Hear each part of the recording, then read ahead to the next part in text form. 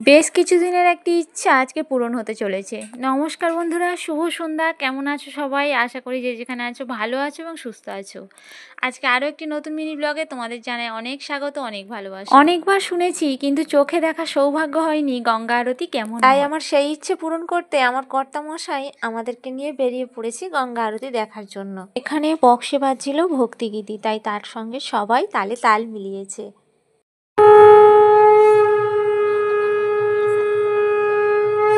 প্রথমেই শঙ্খধ্বনির সঙ্গে গঙ্গা আরতি শুরু হয়ে গেল। আচ্ছা বন্ধুরা, তোমরা একটু বলো তো, কথায় আছে গঙ্গার জল ঘোলা ভালো আর জাতের মেয়ে কালো ভালো, কথাটা কি একেবারে সত্যি? জল যতই গঙ্গার হোক না কেন, সেটা যদি ঘোলা অর্থাৎ নোংরা হয়, সেই জল কি তুমি ঈশ্বরে অর্পণ করতে পারবে, নাকি সেখানে গিয়ে তুমি স্নান করতে পারবে?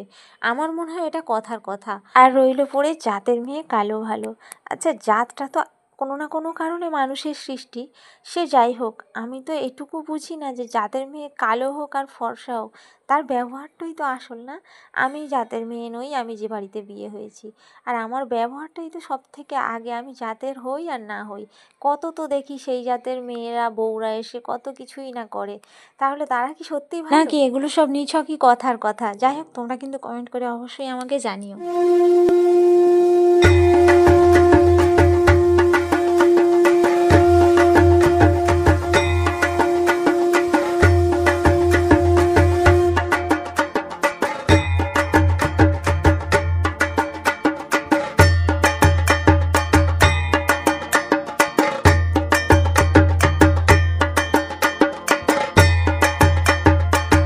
এটি একটি অসাধারণ মনোমুগ্ধকর দৃশ্য।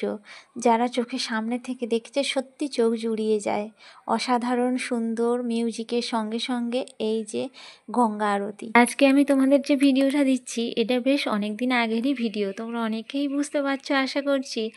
এই ভিডিও থেকে অনেক ছোট ছোট ভিডিও তোমাদের সঙ্গে শেয়ার করেছি, বা অনেক ফটো তোমাদের সঙ্গে শেয়ার করেছি। শুধুমাত্র সময়ের অভাবে এই ভিডিওটা আমি এডিট করে উঠতে পারিনি আর তোমাদেরকে দিতেও পারিনি।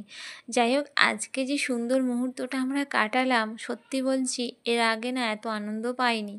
বেশ কিছুক্ষণ বসে থাকতে হয়েছিল অপেক্ষা করে এই আরতিটা দেখার জন্য, কারণ সময়টা আমরা সঠিক জানতাম না।